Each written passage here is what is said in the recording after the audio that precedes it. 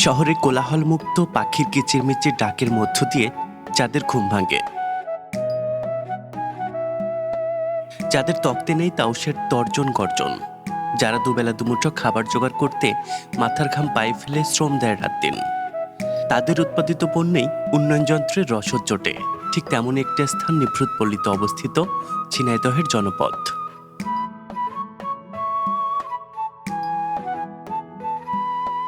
ঝিনাইদহ সীমান্ত ঘেঁষা জনপদের এক একটি উপজেলা যেন প্রতিযোগিতায় নেমেছে প্রকৃতি আর জীবনধারা নিয়ে। এক উপজেলা বলে আমার সৌন্দর্য অপরূপ, তো অন্য উপজেলা বলে আমার বৈচিত্র্য অফুরান। তবে প্রকৃতির প্রযত্নে বেড়ে ওঠা বৈচিত্র্যময় জীবনের রংবাহারি রূপ দেখতে আজ আমরা এসেছি ভারতীয় সীমান্ত ঘেঁষা উপজেলা মহেশপুরে। প্রকৃতির সাথে আকাশের এক মিলন মেলা। দূর আকাশের মেঘের মৃদু হাসির মতো এখানকার মানুষগুলিও অনেক সুন্দর এবং হাস্যোজ্জ্বল। অবারিত সবুজের স্নিগ্ধ সূর্যে দুচোখ জোড়াই এই উপজেলা রূপে। ঝিনাইদহ জেলা শহর থেকে মহেশপুর পৌঁছাতে পাড়ি দিতে হয় প্রায় ৪৪ কিলোমিটার পথ। এই উপজেলাটি কৃষি প্রধান হয়, এখানকার অধিকাংশ মানুষ কৃষিজীবী।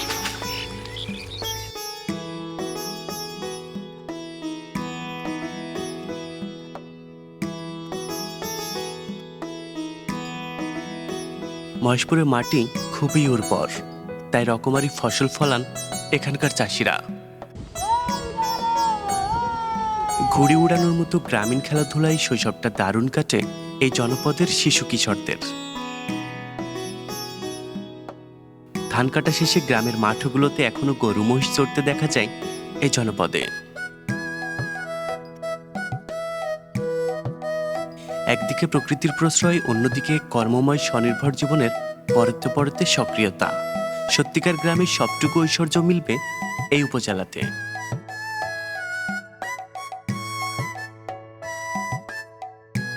মহেশপুরে ঢুকতেই চোখে পড়বে নয়নাভিরাম কপোতাক্ষ নদ। এ যেন ঐতিহ্য, রহস্য ও প্রাকৃতিক সৌন্দর্যের এক মেলবন্ধন। একসময় কপোতের চোখের মতো স্বচ্ছ পানি ছিল বলে নদের নাম হয়েছিল কপোতাক্ষ। এখন সেই স্বচ্ছতাও নেই, পানির প্রাচুর্যও নেই। সবুজে মোড়ানো মনোরম পরিবেশে প্রকৃতির কোলে গাছপালা আর ফসলের সমারোহে ভরে ওঠা এশিয়ার বৃহত্তম কৃষি ফার্ম দত্তনগর।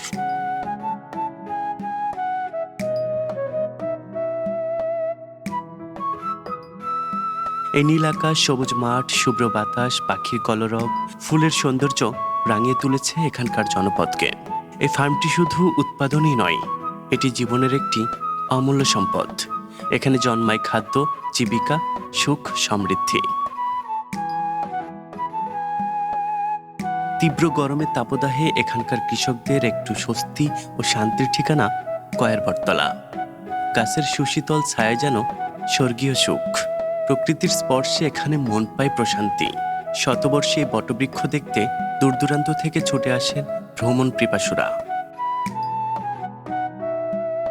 বাংলাদেশের মহান মুক্তিযুদ্ধে চরম সাহসিকতা আর অসামান্য বীরত্বের স্বীকৃতি স্বরূপ যে ৭ জন বীরকে বাংলাদেশের সর্বোচ্চ সামরিক সম্মান বীরশ্রেষ্ঠ উপাধিতে ভূষিত করা হয়, তাদের মধ্যে অন্যতম ছিলেন ১৮ বছর বয়সী হামিদুর রহমান। সারা দেশে ৪৯৫টি উপজেলার মধ্যে ৭ জন বীরশ্রেষ্ঠের একজন কিন্তু এই মহেশপুর উপজেলার সন্তান।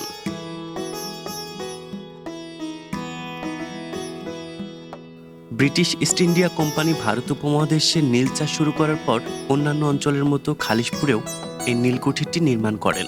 খালিশপুর নীলকুঠিরটি ভৈরব নদের তীরে অবস্থিত।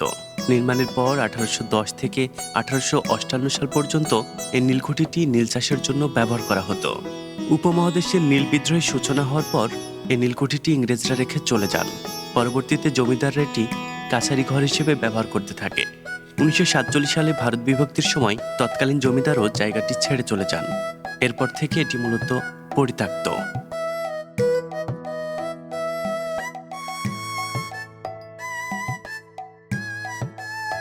হোসেন শহীদ, সোহরাওয়ার্দী, শেরেবাংলাকে ফজলুল হকের মতো এই উপমহাদেশের বিশিষ্ট ব্যক্তিবর্গের ভারতে যাওয়ার পথে এই বাড়িতে আতিথেয়তা গ্রহণ করা পছন্দ করতেন।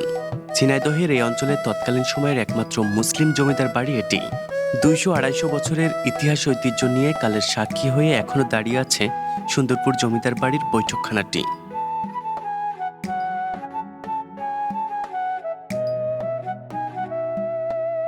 হিন্দু ধর্মাবলম্বীদের শান্তির আভাস আর ভক্তির আশ্রয় হলো মন্দির।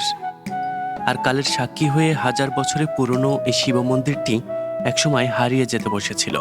তবে একাধিকবার সংস্করণের মাধ্যমে মহেশপুর শহরের বুকে এক ঐতিহ্যবাহী নিদর্শন এই শিব মন্দির।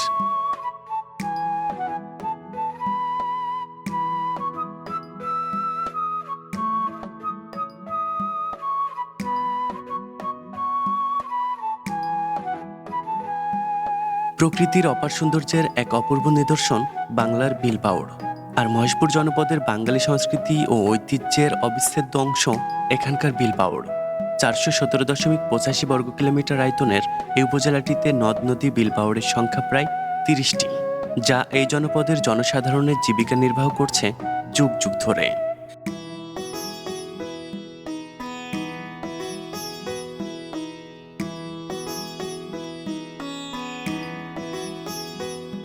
বাঙালি আর মিষ্টি এ দুটোকে আলাদা ভাবাই যায় না। বিয়েবাড়ি হোক কিংবা যে কোনো অনুষ্ঠানে খাবারের পরে একটু মিষ্টি না হলে তো বাঙালির চলেই না। আর দীর্ঘ কয়েক যুগ ধরে ঝিনাইদহ জেলার ঐতিহ্যবাহী খাবারের স্থান দখল করে আছে খালিশপুরের এই বিখ্যাত চমচম। কেউ একবার খেলে মুখের সাথে সারা জীবনের জন্য হৃদয়ে গেঁথে যাবে এই মিষ্টতা। প্রকৃতির পক্ষপাত আর ঐতিহ্যঘনিষ্ঠ জীবনধারার রকমারি ঐশ্বর্য নিয়ে সাধারণ হয়েও এক অসাধারণ জনপদ ঝিনাইদহের বর্ণাঢ্য এই মহেশপুরের জনপদ।